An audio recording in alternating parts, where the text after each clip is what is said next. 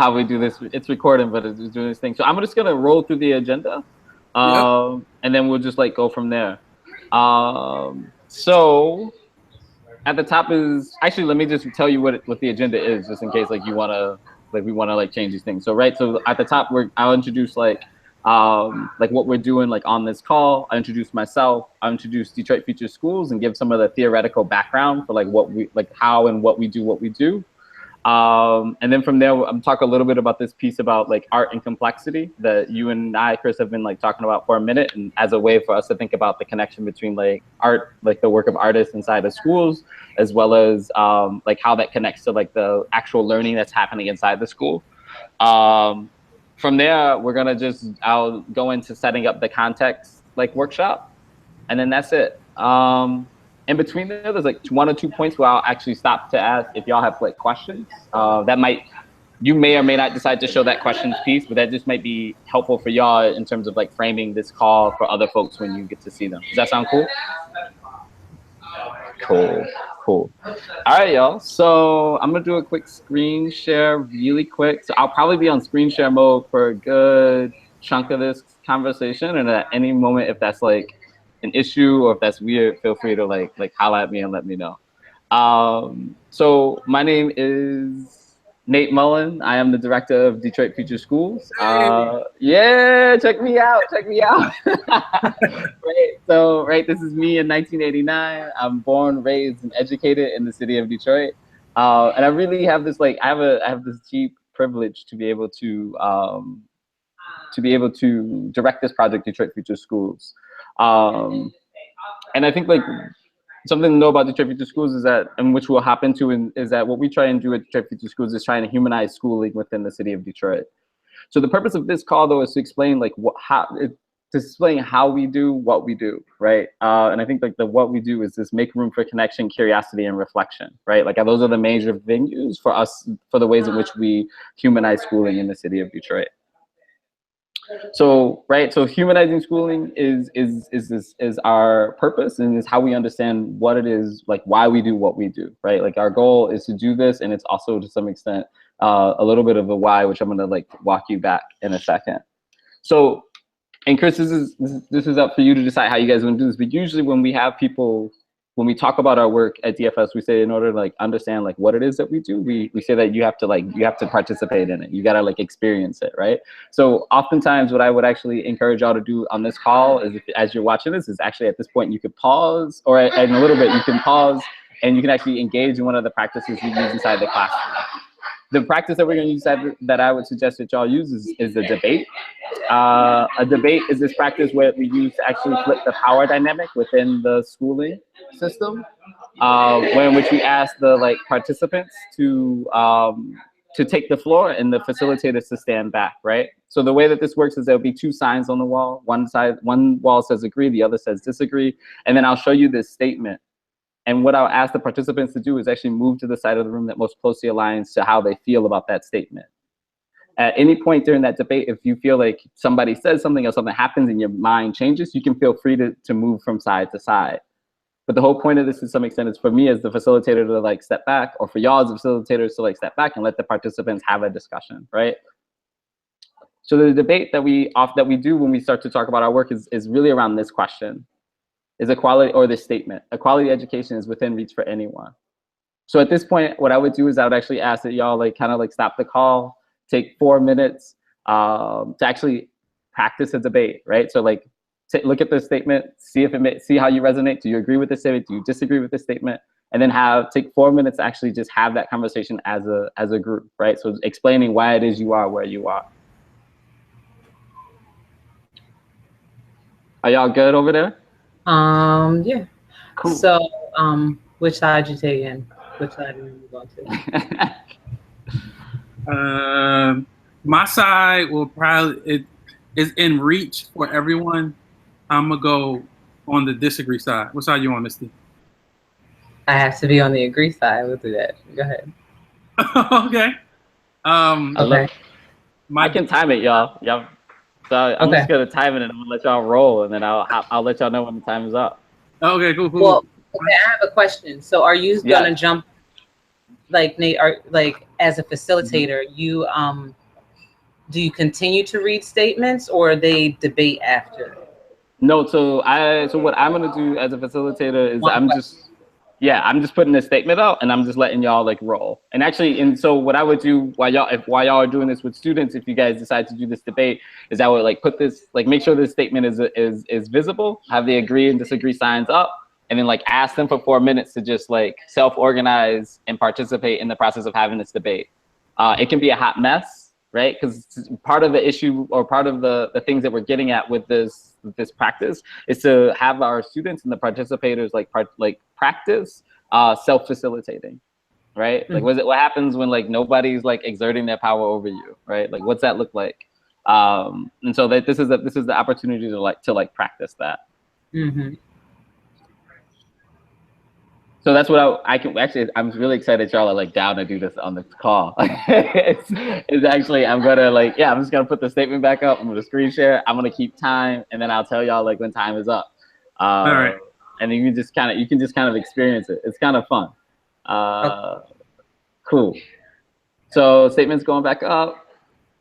Starting time. The floor is y'all's. Okay. Men first. I don't want to be oppressive. Oh, okay. Thank you.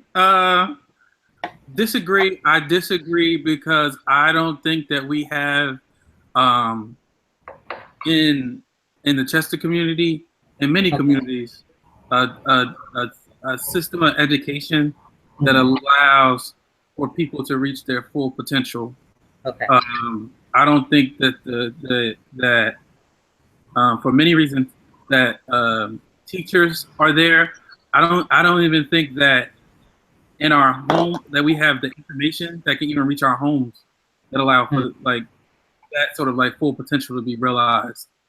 So it's like I don't think the knowledge access is out there is to have a quality education.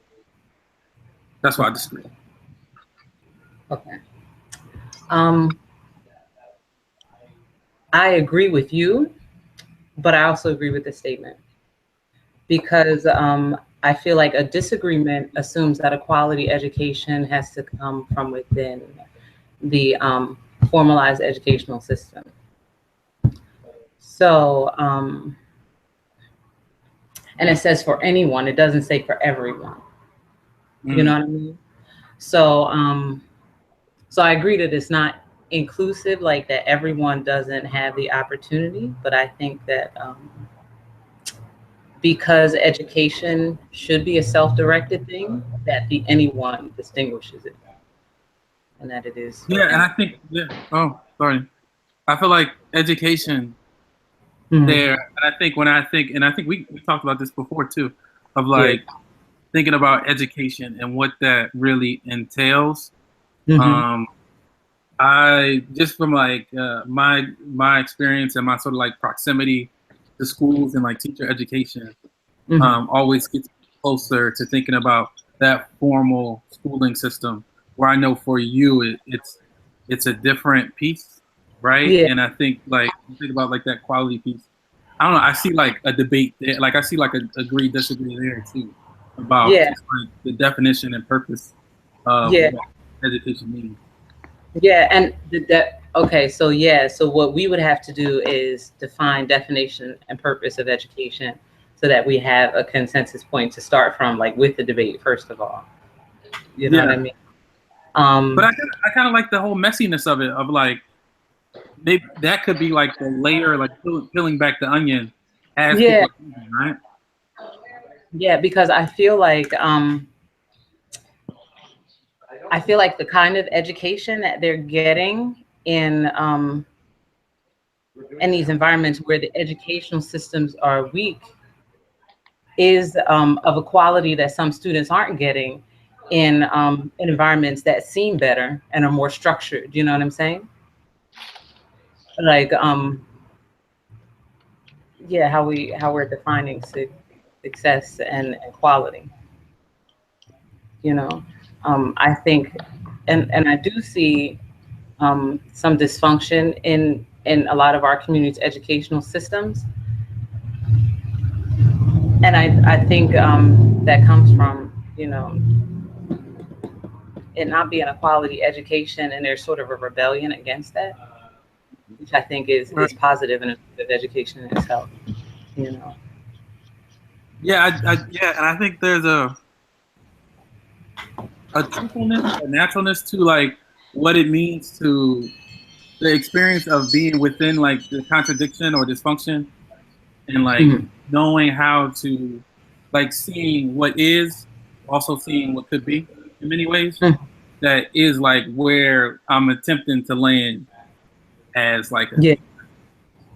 So Yeah. that's time, y'all. That's so actually that's kind of perfect, right? Like, yeah. Because I mean, so what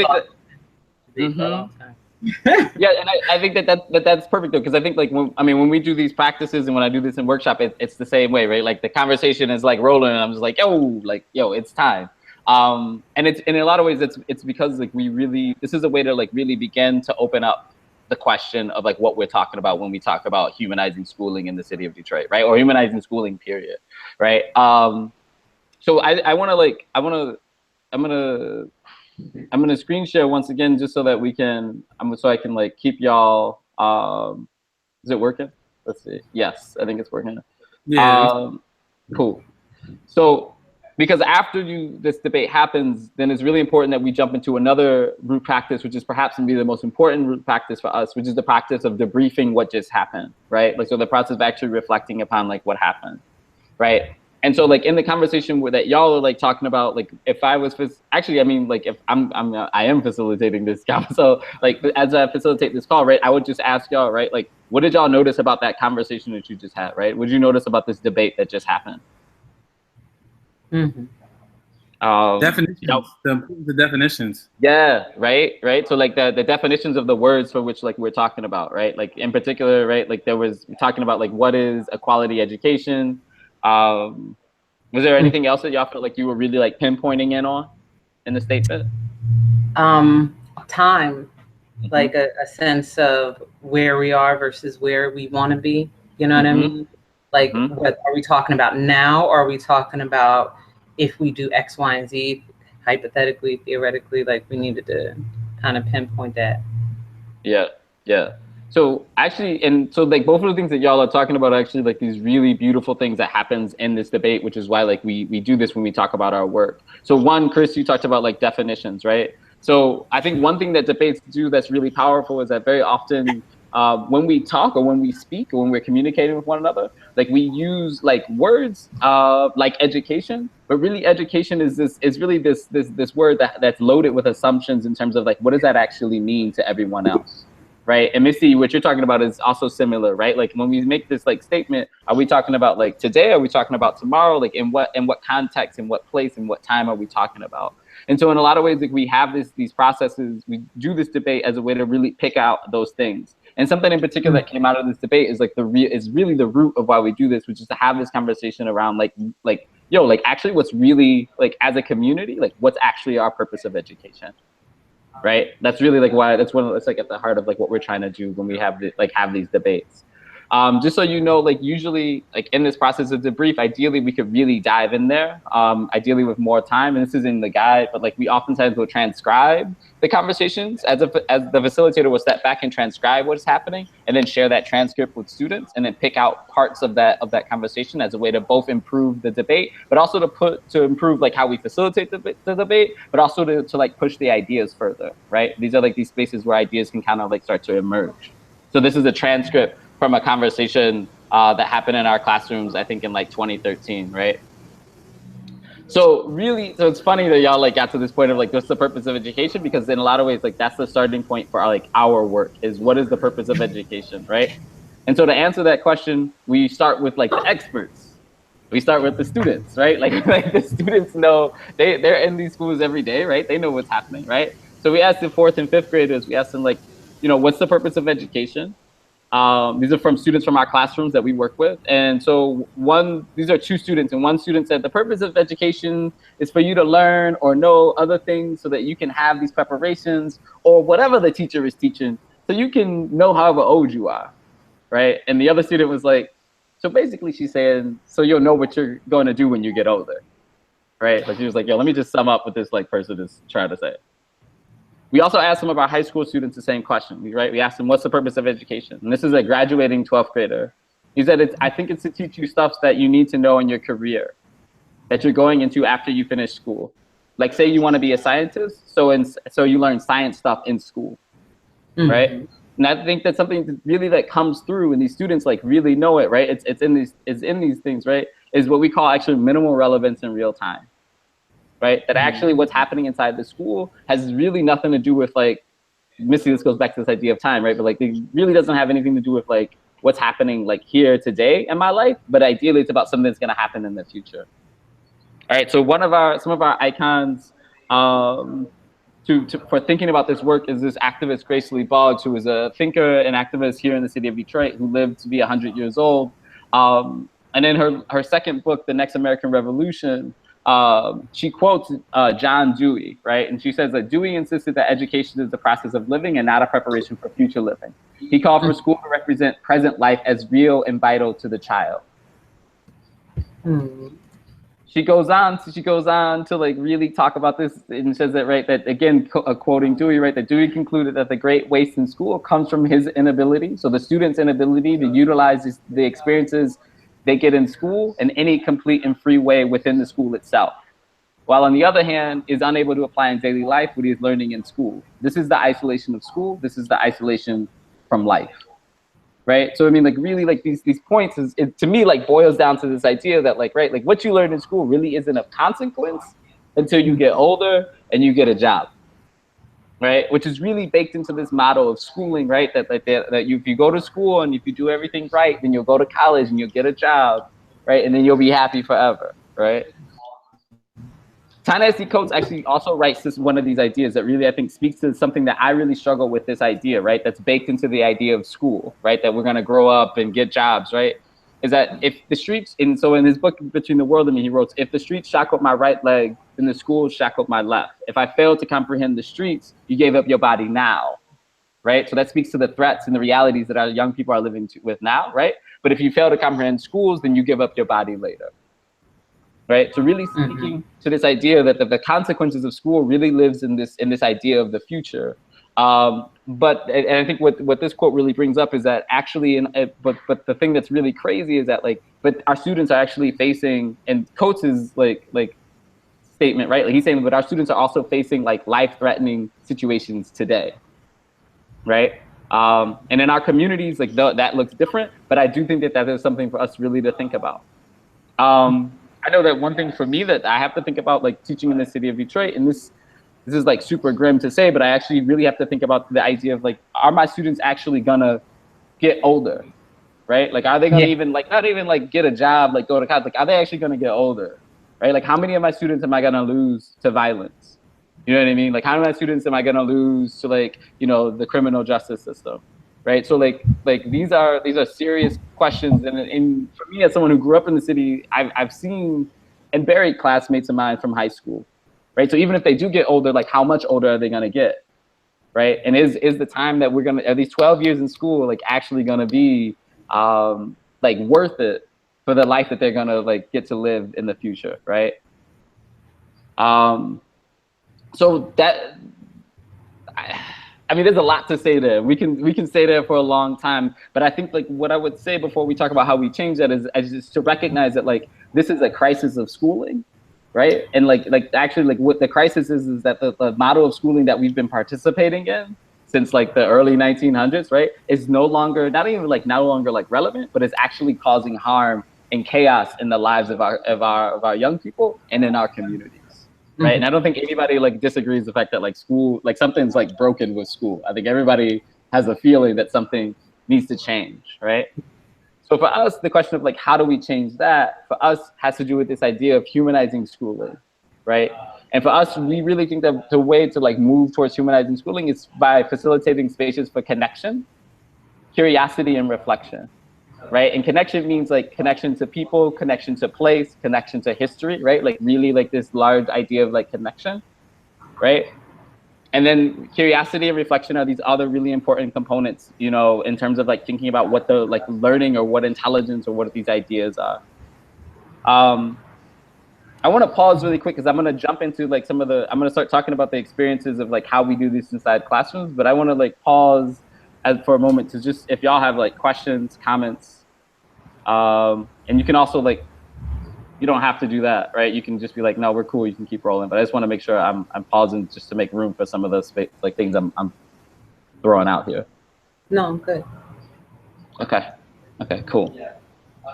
So then let's talk about how we do this. Let's talk about how we do. We talked about Grace Lee Boggs, and I was like, I don't know who she is, but I remember her face. I do. Yeah, Grace's work is powerful. So let's talk about how we do this. In particular, I want to hone in on like one of these ideas, right? I want to hone in on this idea of like curiosity as a way for us to think about like as teaching artists and as young people like doing art inside of a classroom, what that means, right? So I'm going to tell you a little bit of like my personal journey about like, so how do we do what it is that we do? A lot of it has to do with like, I mean, a chunk of it has to do with like who I am like as a person, right? So for me, like I understand art as an invitation to be curious about ourselves, right? And I would argue that like this is a process that allows us to be reflective, and it also allows us to connect with ourselves. But really, for me, like art is this invitation to be curious about like who we are, like as a person, right? So, and I think what's really magical about asking this question, right? So to be curious about who we are, to ask questions, right? Like, what does it mean to be human? What does it mean to be a man? What does it mean to be like however we identify we are, right? And I think like what's really cool is that when you start to ask these questions about like what does it mean to be human, or what does it mean to like, what is an education, right? We start to realize that there are these assumptions that we've been carrying about these ideas and these parts of ourselves, right? That we've been living with these ideas that we thought were like what we thought an education was supposed to be, or what we thought a man was supposed to be, right? But with art, and when you're able to be curious about those things, is that you get to kind of remake what those things are for yourself, right? So my personal story, like in this, is that so I like growing up in Detroit, like in the '90s. Like I really had this like, it was interesting. I had this really like kind of like baked in concept of like what it meant to be a Black man growing up in Detroit in the '90s, right? Like this is to be a Black boy, right? Like what does it mean, right? So one is that like we're hip hop only, right? You don't Bone Thugs and Harmony. Right, you know what I'm saying? Like, I got my like crisscross cut going on, you know. But like we was hip hop only. You didn't listen to like R&B. You like, you know, like you only wore J's, wore your pants low, and you were hard. You know what I'm saying? And if you look at me, you're like, yo, like this kid wasn't hard. You know what I'm saying? Like, it's like I wasn't that person, right? Like my moms didn't let me wear my pants low. I really like Boys to Men. Right, like I had like all these issues in a lot of ways. Like I felt like in a lot of ways I didn't fit within like this idea of what it meant to be a Black boy, or to what it meant to be Black, like period, right? And for me, in a lot of ways, it was art, and in particular, like it was photography that allowed me to like through these processes of like making art, that I started to actually remake the idea of like what it actually meant to be Black, right? So this is a slide of my work when I was in college, which was around this idea of Blackness, right? And how we could like make or fabricate or understand what it meant to be Black, right? And there was a series of images that did that work. And I just I wanted to share this with y'all because I think for me, like this question of like this invitation to be curious is this invitation to also like remake and try and make the world a more complex place, right? And so like through like my art, in a lot of ways, I found like a version of Blackness. I found an understanding of Blackness that really fit me, rather than simply be the narrative of Blackness that was handed down to me as a kid who was growing up in the city of Detroit, right? And I think that this process is constantly happening when we make art together, right? And to me, like this is complexity, right? It's this place in which like we don't just simply accept the stories that have been handed down to us or that we like find, right? That we actually start to actively investigate those things. And I think that's true about like ourselves as an individual, right? For like me understanding like what it means to be Black. Then I also think that it's true for like our world, for the world around us, right? I think that this is a more true and more like rigorous and more authentic version of the world that we're actually like living in, right?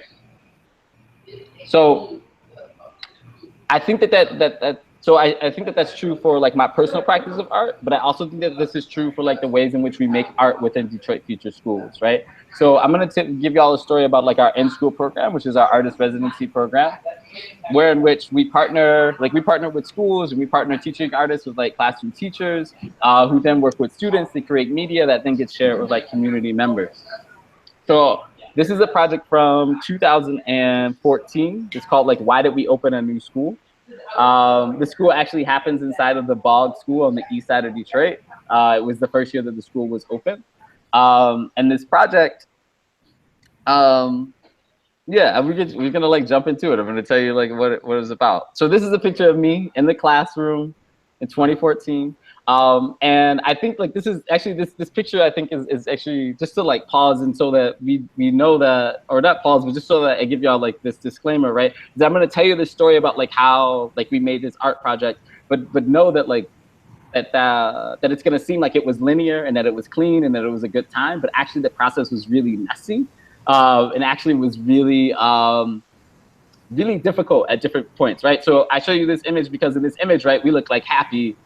We look mad happy, right? Like the students are smiling, I'm smiling, I'm looking like coordinated and whatnot, right? But this day actually was like maybe the most like terrible day in the classroom, right? It was like June. If you notice, one of the students has like face paint. Like there was a parade. Like they didn't want to be in there. They didn't want to like talk to me, right? But like we had to like wrap up and do this like I think we have to do like our reflection, right? So like don't assume that like this process was like super neat and on it all the way through, right? And actually in here you can actually see like one student who's like, yo, why is this dude talking to me? Like I don't even know what's happening, right? So this project really began with a question, which was this question of like, why did we open a new school? Which is actually the way in which we start a lot of our media projects, right? Like we always start the projects with this question that ideally has something to do with the lived experiences of the students. This question of why we opened a new school was actually like, it was a constant tension in our classroom, and the students were constantly kind of asking questions around it. So for example, we started with a really small classroom, but then the class size grew like pretty dramatically throughout the year because we were adding on new students. And the teachers and the administrators were constantly saying like we needed more students, and the kids were like, why? Like why do we need more students, right? Like they're messing up our classroom, or like why do we have like these new people who's happening, or why are things like constantly changing? And a lot of it had to do with the fact that we were the school was brand new, right? And so me and the classroom teacher, we really wanted to like dive into that question, right? We wanted to really like put that into a question and make it happen. So on the first day when we were like starting this process, we asked them, we said, yo, like, why do y'all think we open a new school? And they were like, they looked at us kind of like with their like faces blank, and they were like, yo, like Nate, why are you asking me this question? We obviously opened a school because I needed to go to school. Like, this is not really a question. Like, like this is not that weird, right? And so we had to really like rethink. We were like, all right, well, how do we make this like happen, right?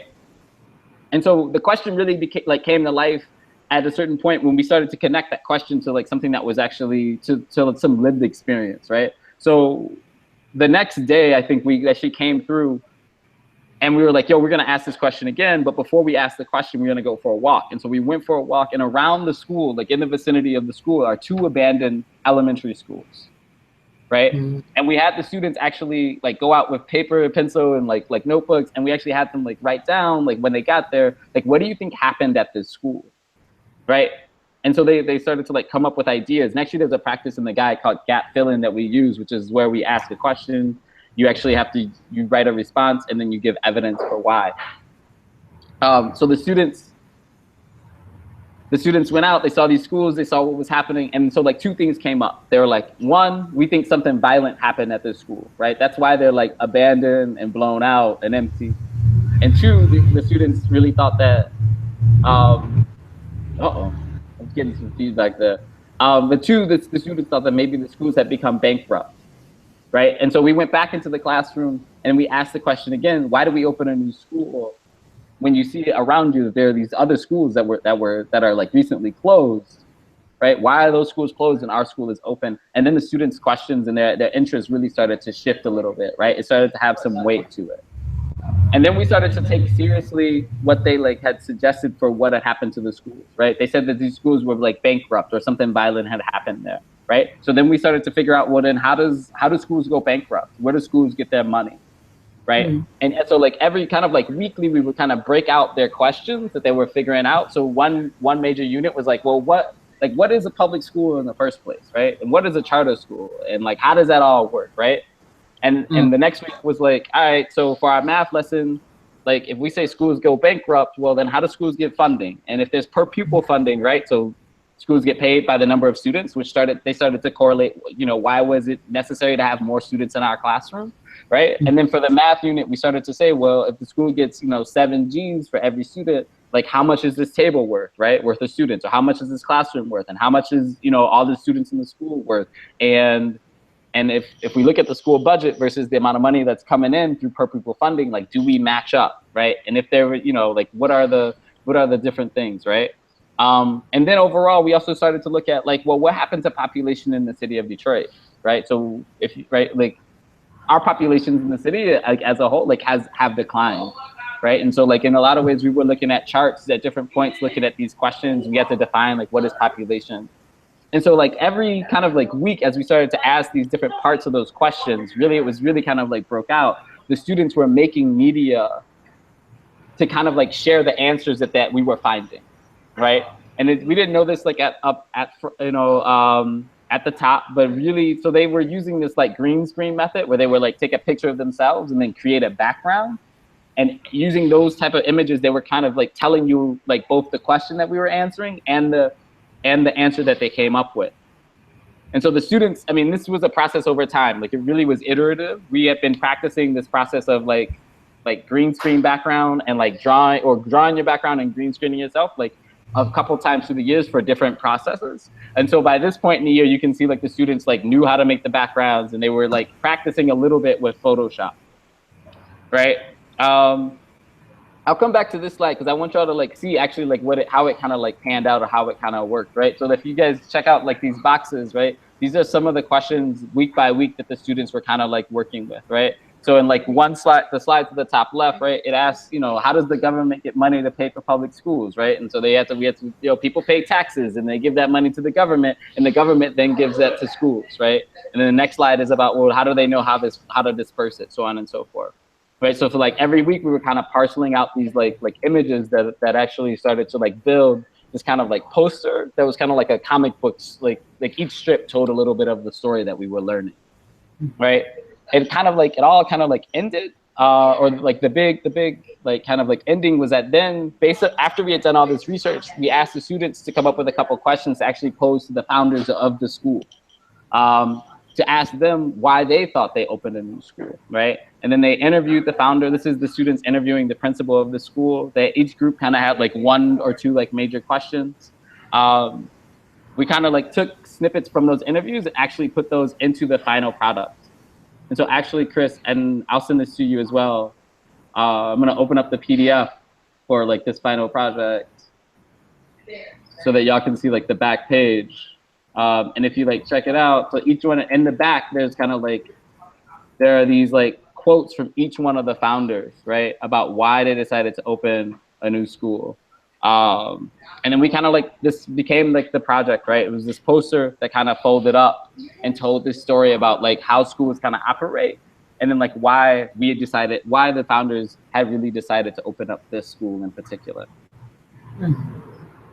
So I think like for me, like the major thing before like we roll into questions is to like the idea that is happening that I was trying to point to earlier, right? This idea of complexity, like I think is happening here too, right? Like when we first posed this question of like, why do we open a new school? Like the answer was kind of like flat. They were like that's not really a question. You know what I'm saying? Like we opened a school because people need to go to school.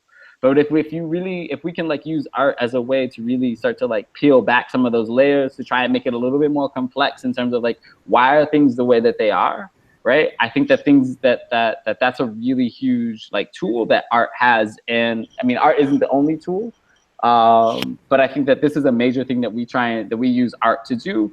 And it's a really important thing for us to like really engage in as artists inside the classroom. So I'm gonna pause really quick here. to ask if y'all have some questions about what I just laid out. No. Whew. No. Okay. Okay, cool. Cool. I wanted to ask, just like in a technical know-how. Yeah, please. The access to the technology, and then the prepping the students for use with those technologies. Is that something that was already present in the school, or is that something that y'all brought in along with the content? Yeah, no, those were things that like we really brought in. I would say that a couple things about like the tech accessibility and prep and things of that sort. So this residency in and of itself is kind of unique in that it happened for a year, and which also was really like one semester of work. The first semester were kind of like smaller projects, and we don't work this way anymore. Actually, like we've shifted it up to really just be more targeted. But like because we had been there for a year and had done smaller projects, the students had the opportunity to actually start to develop some of these skills, which I would highly recommend for like artists to think about. Is so I think the first time they did this green screen kind of like process, they really were only responsible, and I try and train my artists on this now, right? Is the students were only responsible for like taking a picture of themselves and drawing a background. There was like no Photoshop. Because I think oftentimes what happens is that like we can overwhelm the students by asking them to be responsible to like, you know, sail the whole ship. And they I've never even been on a boat before, right? Like I've never done like green screen stuff. So like, how you gonna have me like do like Photoshop and take a picture, right? So really we try and really like build up. And so like the next time we did it, they did background and image. And then like I started to show them how we did it. Right. And then the next time they got a chance to like do it themselves. And then by the time we were doing it at this point, right, like obviously they needed refreshers and things of that sort, but we really had built it in. The second part is, which is really important about accessibility, is that like at this point too, like never did I have like more than like 2 or 3 computers in a classroom at a time. Right. And this is about like 25 students. And that's because in a lot of ways we really wanted to like foster like collaboration. So oftentimes when you have like tech, and we used to do this in the early years. We used to bring like a laptop for every kid, right? Like everybody gets one. But I don't think that actually fosters the type of like connection and community that we want to like see. So like really like having like 3 laptops, right? And like one kid who was just like, my job is to scan images. Like that's what I do. Like I answered my questions, I wrote it up, I did what I need to do, and now I'm just gonna scan people's drawings, right? There were some kids who were just really dope at drawing. And so like, I'm drawing your background, like I got you. You know, there were some kids who really dope. So really also differentiating a lot. If you look at what's happening, and actually some folks are really interested in this, and I won't go on too long, but if you look at some of the images in particular, like this last image here, you'll notice that in the background, there are these like buildings and there are like some Legos and things of the sort. Those were actually, there's a group of students who were just responsible for doing that, which was this we wanted to do this cityscape kind of background image. We knew we wanted to like do a background image. And there were some students who really struggled to like get through their work all the time. And so in a way, like they every week had the opportunity to just work on building like buildings at the end of every class. Like, yo, you need to contribute to this project. Like we need people to work on building, like make these buildings, right? And so like there was a day that we came in and we just photographed just the background, right? And then there were other students who then like put themselves in, you know, in the image. The other thing that's important to know is that like the students maybe took it, they took the work maybe like 3/4 of the way.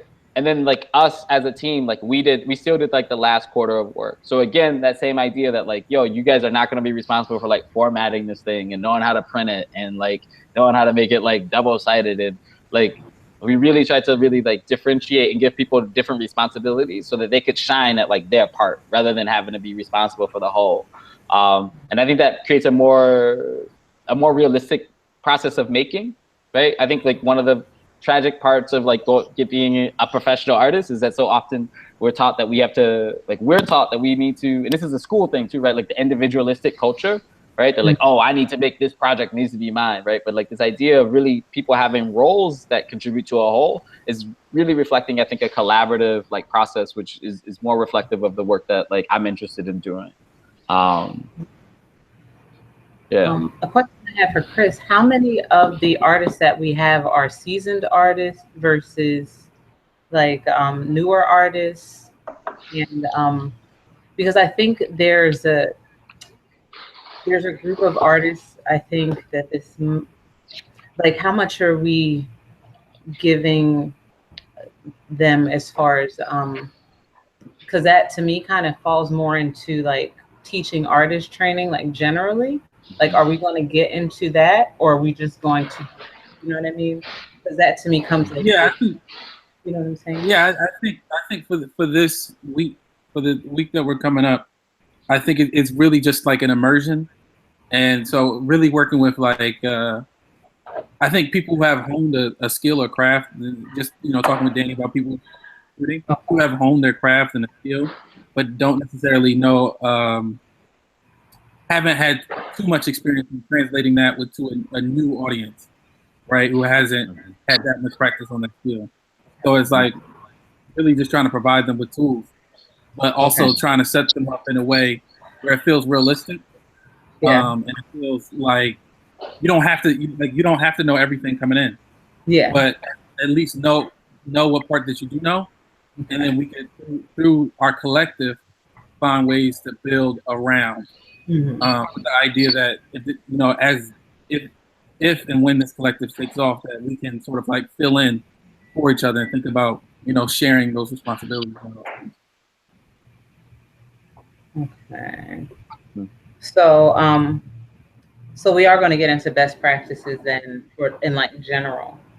You know what I mean? Yeah. And recognize like time wise, I think it might be hard to sort of like fit it in during those sort of like prep sessions. What But I about think I'm sorry. oh, you're good. What about um like are we going to give them something to take home? Like even if some of this stuff might not fit into the actual workshops, like Well, I mean, that's the best thing. have some sort of literature for them, or Yeah, and thanks Nate for this. I think we got the curriculum playbooks coming in Detroit. We got video, which we hope to help contextualize it, right, and bridge that conversation. And then yeah, and I think so. There's like two levels, right? There are two layers. There's like the required stuff for what we need to get done to do the thing on Thursday, and then there's like a whole level of encouraged stuff that if you're interested in sort of honing your craft of being a teaching artist and working within schools, that you should really check out these resources. So there's like a layer to that of like encouraged versus required, and I think with the materials and starter materials that we get from DFS will be like really helpful in like grounding and like a playbook that is like really sort of like realistic, but at the same time getting back to that complexity, so. Yeah, I don't know. Like, how in your experience, Nate, how has people like engaging with the playbook and the institute and like practicing these skills? So, I mean, I think it's a really good question. So, one, I think to Misty's point, which is definitely dead on, is that like we are like I say very often, like as a director, like we're all a part of the process, right? Like very often, like I think when as a teaching artist, you come in a classroom, you think, oh, this is about like the kids. Like the kids, I gotta like do X, Y, and Z. And it's like, no. Actually, like they're gonna like transform. Ideally, they're gonna have a transformative experience, but also like us as artists, right? Like us as facilitators, the teachers, like we're also in a learning and growing process. And so, in a lot of ways, which actually, with us about to jump into like the writer framework, a lot of the work for our facilitators is specifically about that, right? Like, how do you actually how do you make room for that? How do you make room for yourself to be actually, because I think actually the most powerful component, or like for me, like the most powerful like best practice around that is to actually, if we can actually recognize the fact that we are also an active participant in like what's happening, right? Like I think like a lot of the friction comes in when we actually try and understand ourselves as separate from like our students, right? That like our students are the only ones learning. Right. And so what we try and do is really like use tools like the writer framework as a ways to really try and get like our facilitators to like ideally come in themselves and recognize that like, oh, like I'm going to learn in this process a lot too. Right. Like I'm literally a participant alongside my students. And I'm going to say that like that's a lot easier said than done. Right. So like some of our artists like for me as an artist in the classroom, it took me kind of like a couple of years to really get that understanding. Because I think in a lot of ways I was going in with these preconceived notions of what was going to happen and what the students were going to do. And those were, in a sense, like those were kind of like the most harmful practices that I engaged in, right? Like that was when I wasn't doing best practices, right? That's why I was bringing in a laptop for every kid, because I had this idea that like everybody's going to be like a video producer, like by the time we leave, right? Like everybody's getting the same thing individually, rather than recognizing that like, yo, like actually this classroom is a laboratory. It's a space where we are like working together on a process and on a project together, which is why the projects are collaborative. So just like that student who was making the buildings or drawing like had a role, I was really no different. My role would just happen to be facilitating, right? Like my role is to just like help people find their lanes. And that was for me really that's about like us being reflective in our own practices. Yeah. A little bit of feedback. I don't know. It's like a. I'm gonna turn off my mic real quick. Let's see. Yeah.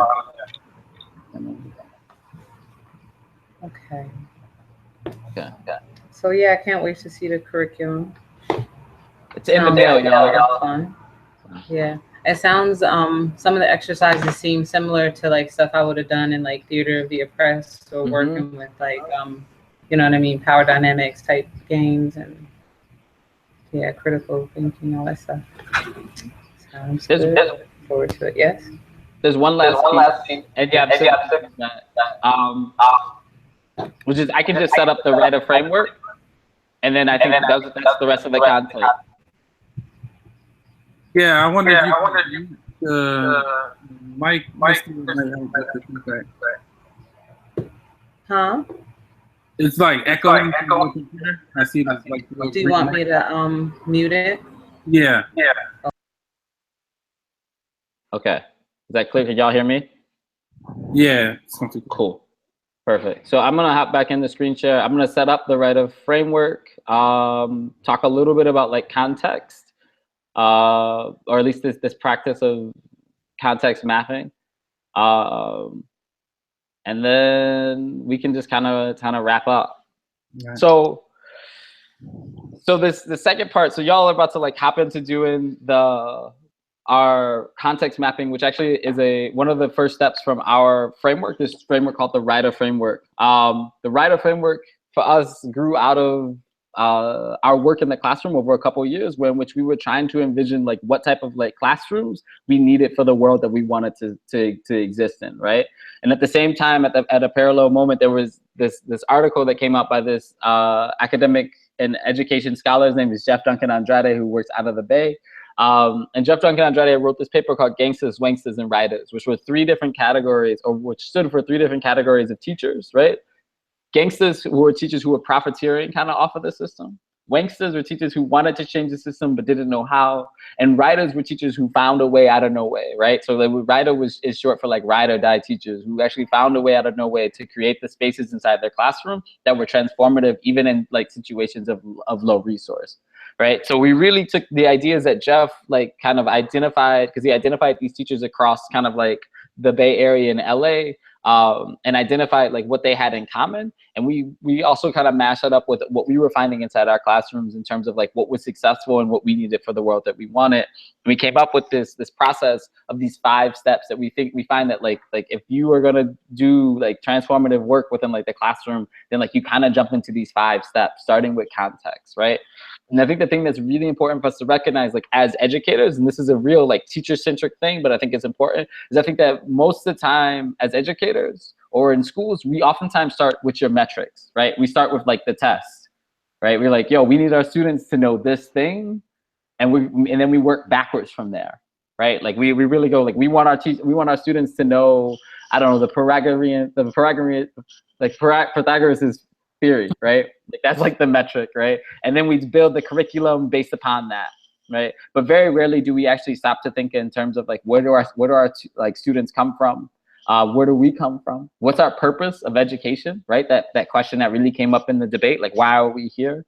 What's our vision for this classroom? And so in a lot of ways, the writer framework is this way to kind of like to try and like introduce and force like reflection into the processes of teaching, right? So that we don't just show up saying like, yo, we're gonna like make this media project, or yo, like I'm gonna teach you math. But instead we take time to actually like carefully look at like where we are and why we are where we are. So the context like process and the context mapping activity that y'all gonna like hop into was this activity that we developed as a way to really start to try and in a way like complicate our understanding of where we were teaching, right? So very often I think that we have a lot of assumptions about the places where we teach. We have a lot of like preconceived notions that we kind of take for granted in terms of understanding where it is that like we teach, right? And so we really wanted to create this activity that would allow like multiple people who share context to actually map out what their context was like as a way to really understand where it is that we are, right? So I don't think this idea of like where we are is a similar question to you know, what is a quality education, or why are we opening a new school, right? Like these are like questions that I think in some ways we operate on without ever actually like investigating them. So there's this lecture that Jeff Duncan Andrade gave a couple years later, and in that lecture he like really has this key like statement, which is that the starting point for every educator is to be an ethnographer of the community that their students you serve come from. And I think that's a really powerful statement, right? That the place that you begin is not I'm a math teacher or I'm a teaching artist, right? But actually like the place where in which like you begin is actually to understand the place that you're working in, right? That your job in a sense is to be an ethnographer, to be someone who like knows the context like deeply, who would study it almost like, you know, like an anthropologist. So we have these two like circles, and y'all like y'all will have the guide, so you'll know how to like do this. But we usually try and break our context into like 2 layers, and you can feel free to like go like larger with your layers, or even like more or more detailed. It's up to you. But we try and like break our context into 2 different spaces. The first space, which is this first circle, is your immediate context. We think of the immediate context as kind of like your like neighborhood down, right? So like so in the immediate is like, what's your neighborhood like, right? But also inside that is also like, what's your school like? And what's your classroom like, right? And what are the home lives of like our students like, right? So this immediate culture is really trying to get at the hyper local or the very local aspects of our context. The second circle is what we call our greater context. And we think of that as like city level, or I think for y'all, like city level, like up, right? So that's asking the questions of like, you know, what's your city like? What's your state context like? What's your national context?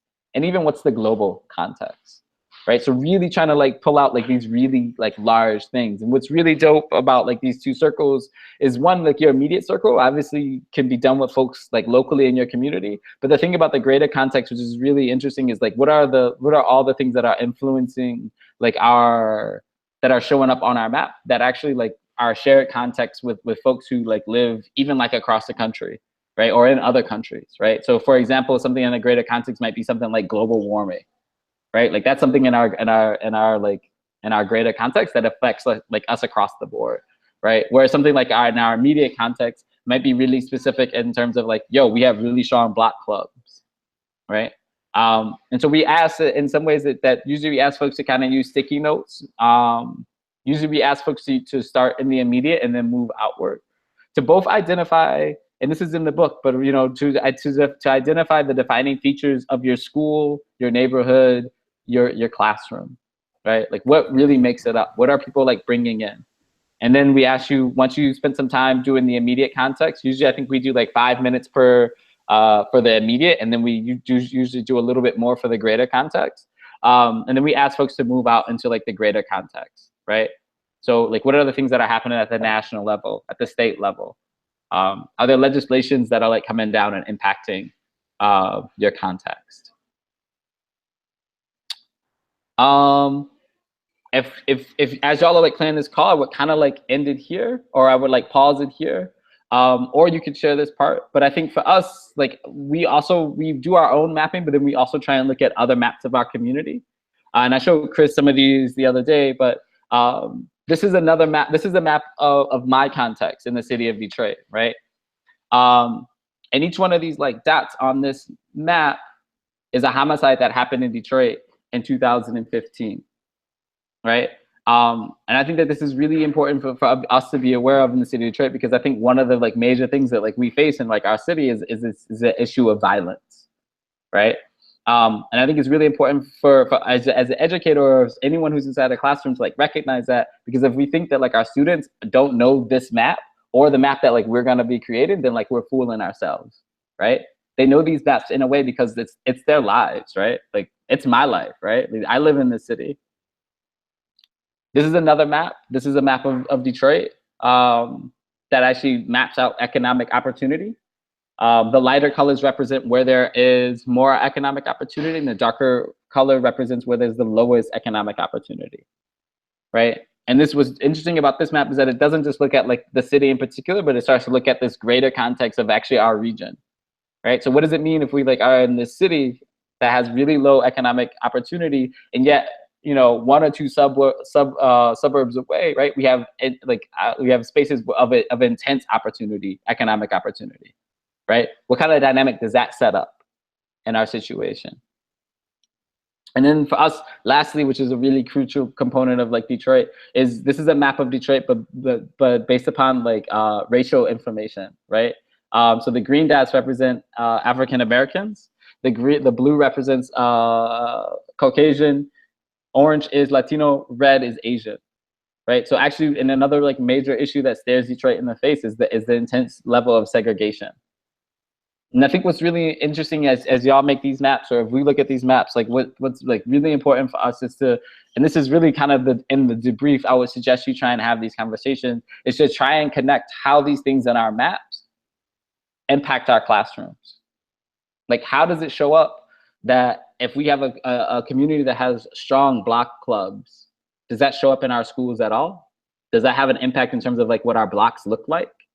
Does that change the dynamic or the history of the students walking in through these doors, right? Like, how does the fact that we have an incredibly like racialized city show up in my classroom, right? It shows up in some ways because sometimes I'm in a classroom that's 100% Black, right? And for some people, that's a crazy experience, but it's also a very real reflection of the context upon which like we're living. The thing that like we've kind of come into in the city of Detroit, and we've looked at people like Dr. Nadine Burke-Harris, who's this pediatrician who really is connected like health outcomes based upon like life experiences. And there's a couple other folks, but she has a TED Talk that's particularly like powerful, which I can like send to y'all. Is that something that we've been thinking a lot about, is really in particular how these like issues that are in some ways like in our context show up as like what we would call like toxic stress or trauma within our classrooms, right? And to start to recognize how the behavior of toxic stress, what that actually looks like, and what the behavior of someone who's traumatized, what that actually looks like, to me has been like, for us, and for me particular, but for us, I think like as educators, has been really eye-opening, right? So behaviors that we saw before as students being uninterested or simply like not doing their homework, like we started to like be able to say like, yo, actually maybe this is connected to other things that are happening in our community. Right. And so we start to, instead of stigmatizing the individual, we are able to now like see that these are actual systemic issues and not issues of the individual. And I think, again, this is in a lot of ways, like goes back to this idea of complexity, because when we see a student, right, and they put their heads down in the back of the class, like every single class, right, like if we take the simple narratives that have been handed down to us, we would say like, oh, that student just isn't interested. But I think like what we're trying to do at our work here at Detroit Future Schools and through this mapping and through like our art is to actually try and complicate that narrative. Like, what's actually happening in that student's life? That when they come in this classroom, that's where they put their heads down. I've had some students actually like, tell me that like, right, this was the only place that they actually felt safe enough to actually sleep. So that's why they come here and they sleep, right? And that, in a lot of ways, I think is in so many ways is a reflection of a lot of things that are happening in our larger context. The last thing I would say is that like also like this is oftentimes when they do this is like the last thing in the context map is that we do this. I think oftentimes we think, oh, like our students are suffering from trauma and toxic stress. Our students are doing these things, right? But I also think it's important for us to recognize that that the context that they live in is the context that we live in. And there isn't this huge like separation between like their life experiences and ours, even if we are more economically privileged, right? Like so many of my teachers are also folks who work in education, right? Like we know students who go to school, right? The system of education is actually actively traumatizing us. That's not like also like, I mean, we're talking about our context, and that also includes us. That's like my setup for that activity. I don't know if my screen share is gonna turn off. Think, you know. Yeah. I mean, I really appreciate everything you shared. Misty, I don't know if you have any questions. I don't. It's pretty thorough. Yeah. So, you know, thanks so much, Nate. Of course, I might have questions when I see the curriculum, but no, I don't have any now. No. Yeah. Such a huge fan of the work that y'all do, and thank you for offering this, and you know, in connection with the curriculum piece. Really excited about next week, and you know, seeing where it goes. We expect it to be like a beautiful struggle, a beautiful mess. Yeah. It's gonna be a tight 4 days, and I'm excited for folks if they stuck with this call and they're watching it up to this point. They're already doing great work, and yeah, we'll just keep it going from there. So appreciate it. You know, if you want to come back from the ball head and go back to the Bone Thugs and Harmony look, right. I welcome that too. My daughter took all my hair, man. I can't. Those days are over. Yeah. Thank you so much. No, thank y'all so much. I wish y'all the best of luck, and just offer that to. I just want to offer to y'all too, right, as facilitators, like y'all are part of the process, so just be, let's just be open to the process of of learning. You know what I'm saying? So I think yeah, I'm excited. Your box is in the mail, and peace. I think that's it. Yeah. Appreciate it. Thank you, and enjoy the rest of your day. All right. And thank Chris. you so much for listening too. Cool. I'll talk to you soon. All right. Talk to y'all later. Nice to meet you, Misty. Peace.